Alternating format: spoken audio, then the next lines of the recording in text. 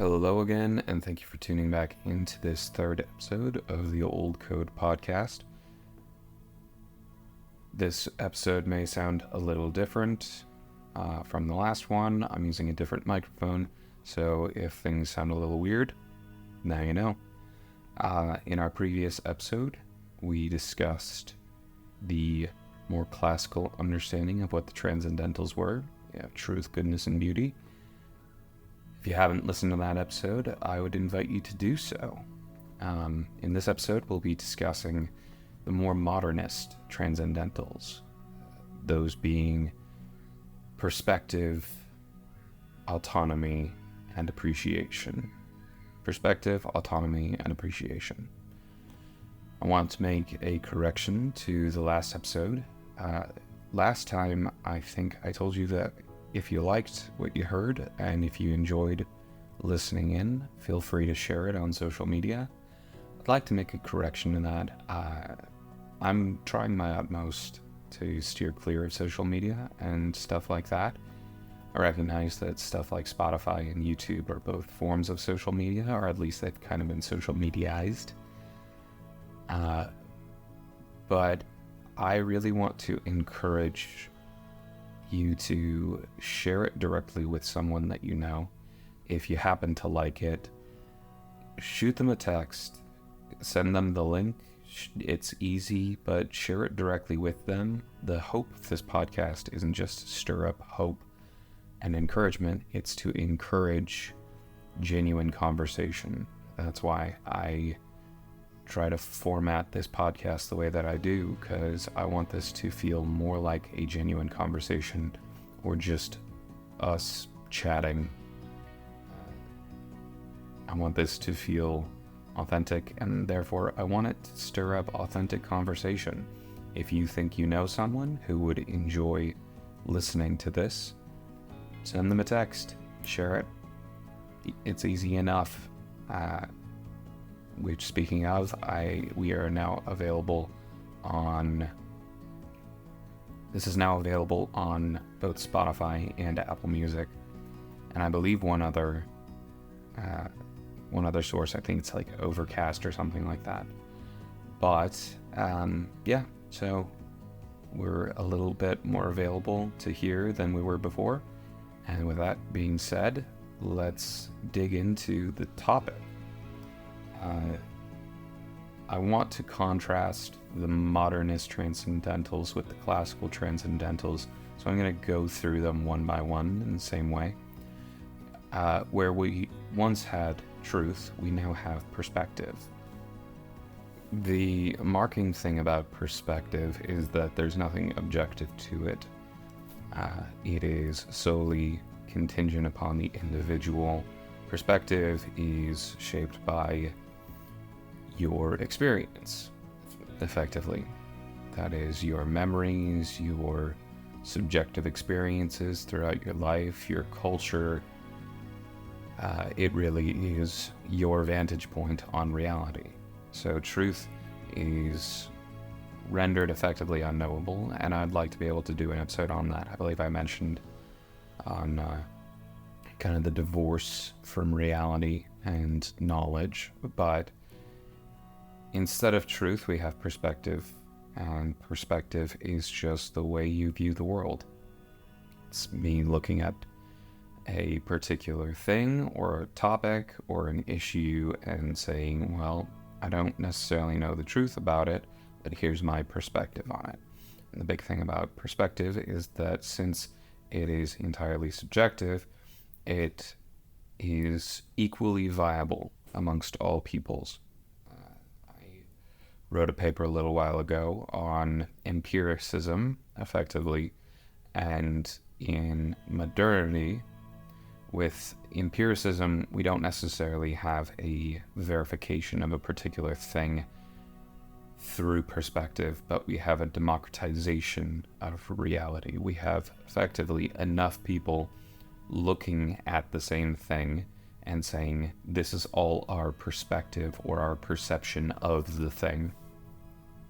And with enough people, and again, that's kind of the whole point of a peer study, is enough people, you are able to ratify that this is the mass understanding of the thing. So we have, and that's really where we get cultural perspectives as well, which is effectively in modernity where you get cultures.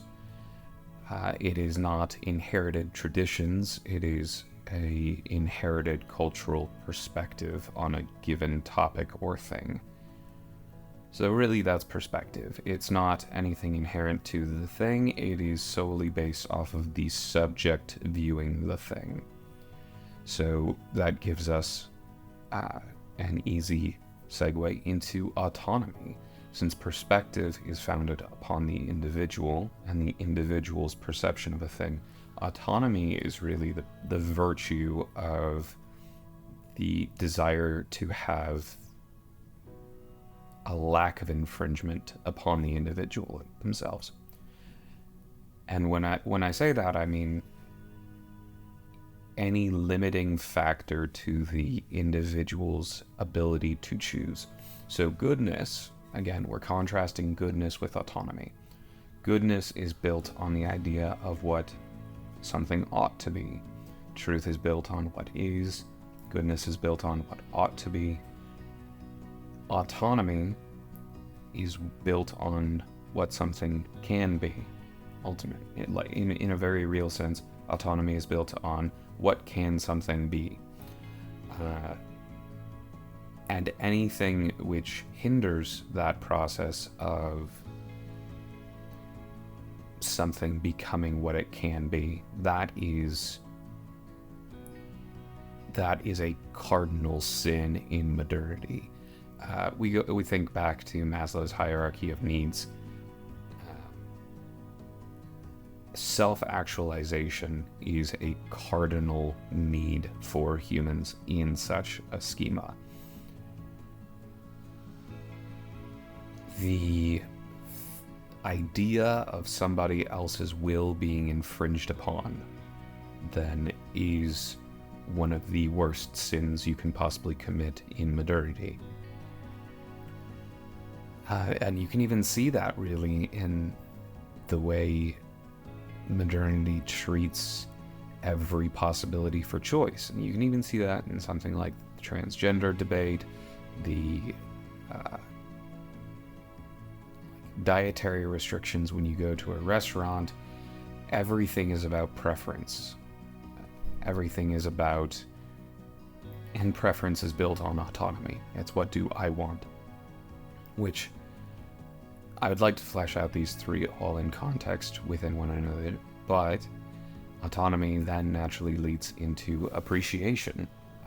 Appreciation has nothing to do with the actual thing in and of itself. Again, as much as perspective has nothing to do with truth and the truth of the matter, as much as autonomy has nothing to do with what one ought to do, but rather what one can do. Appreciation has nothing to do with the thing itself and everything to do with the fact that it appeals to the individual. So appreciation really isn't saying, yes, this thing is anything, in as much as when you say something is beautiful, you are saying that this is true and this is good. Appreciation is simply saying this thing appeals to me.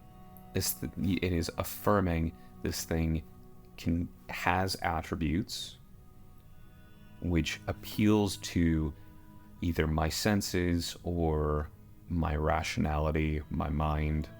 It appeals to my emotions. It's not actually saying anything about the thing, but rather you're saying something more about yourself. You're not saying anything that says, yes, I like this thing, or you're starting the statement with I appreciate this thing. And there's nothing wrong with being able to give reasons as to why you might appreciate something. There really isn't. But the problem is that we've allowed ourselves to define beautiful things by how we appreciate them, instead of appealing to something greater than the thing itself or greater than ourselves. So really, when you circle back to all three of these particular things, you're not appealing to anything greater than yourself. You are necessarily self-centered and self-focused. With perspective, you're appealing to your own experiences, to your own thoughts, to your own everything. With truth, you're trying to get to the heart of the matter. You're pursuing something outside of yourself. With autonomy, you are appealing to your own personal rights as opposed to your own personal responsibilities. I have the right to not be infringed upon, as opposed to I have the responsibility to act in accordance with truth and goodness and beauty. With appreciation, you are not appealing to either of those two things. You are appealing to the fact that this thing titillates you or tantalizes you or just appeals to you in some way, shape, or form. And that's really one of the reasons why modern art flourished. Modern art, the premise behind a good deal, especially a deconstructionist and post-structuralist art, is that it is effectively a collaborative effort between artist and viewer. For modern art, there is no inherent meaning to the art itself, but rather what the viewer might bring to their perception of the art. And that's, again, this is a problem, because when it divorces any onus put upon the artist themselves to bring meaning and bring attempted truth, goodness, and beauty into the world through their art. And so we build our virtues not on anything inherent to the things themselves, but rather upon us. We build our virtues in a very self-centered manner. And not just, when I say self-centered, I'm not just saying selfish, but it's self-centeredness. It's viewing yourself as the center of the universe. So there's a whole lot, there's really fascinating political and cultural extrapolations that we can make out of this. So again, I already touched on it briefly, but with science, perspective reigns as king. There's no truth, really. There's just perspective, seeing as how in 20 years, if another critical evaluation of a study wants to go through evaluating the veracity of a particular study, you can absolutely overturn something which was considered scientific truth. Up until the 1980s, there were studies that demonstrated that women had fuller and thicker corpus callosum in their brains. I believe the plural would be corpus callosi or callosa. Anyway, that this structure in the brain between the two hemispheres, of the brain was thicker in women, which allowed them to multitask easier and to do all the maternal things easier.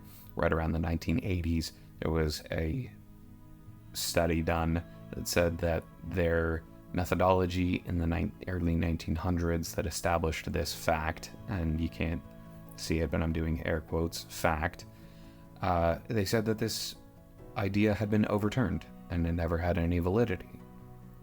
So again, something that was held as fact, as truth, was overturned just, within a century. So scientific-wise, it's all perception and perspective reign as king.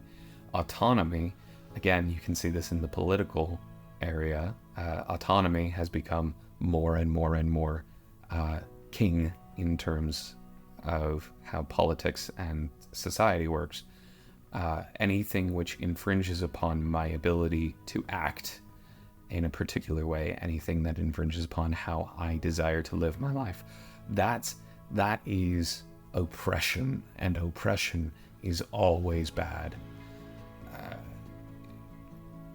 Never mind the fact that speed limits impose upon us. Speed limits limit our freedom to go as fast as we want to, but we all agree they're probably a good idea if we want safer roadways.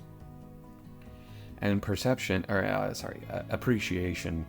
has really, really done a number on the art world, like I already said. Because it's all about how does it appeal to oneself, and not just the visual arts, but the physical arts, musical arts. These are all things that are not built on the inherent value of the thing themselves, but rather built on how are they hoping it will be received. So when the great classical composers were creating music, it wasn't always about how is this going to be received by the audience. It was more about how can I make the most beautiful piece of music that I possibly can. Going back to autonomy, where I want to contrast right and responsibility. So goodness bears responsibility, autonomy bears rights. Where in earlier days, if you fathered a child, your responsibility was to take care of that child. If you fell pregnant, your responsibility was to bear that child and to take care of that child. Now, your right in terms of autonomy, if a man wants to abandon his family, he's perfectly able to do so. If a woman wants to abort her unborn child, she has the right to do so. Why?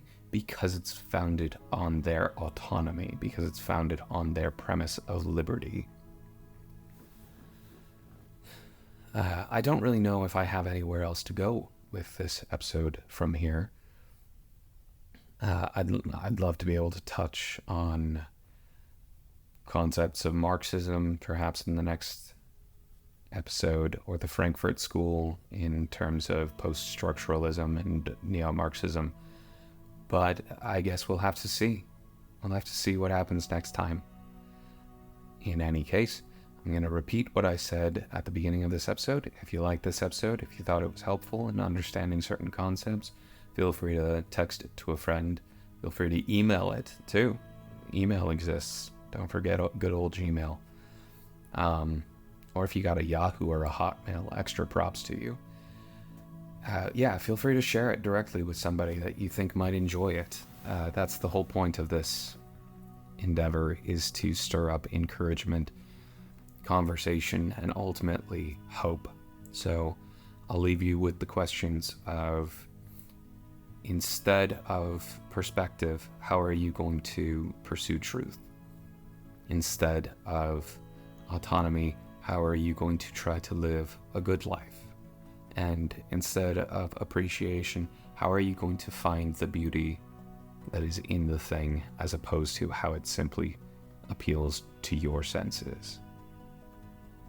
And that's all I got for today. Thank you for tuning in to the Old Code podcast, and I'll see you next week.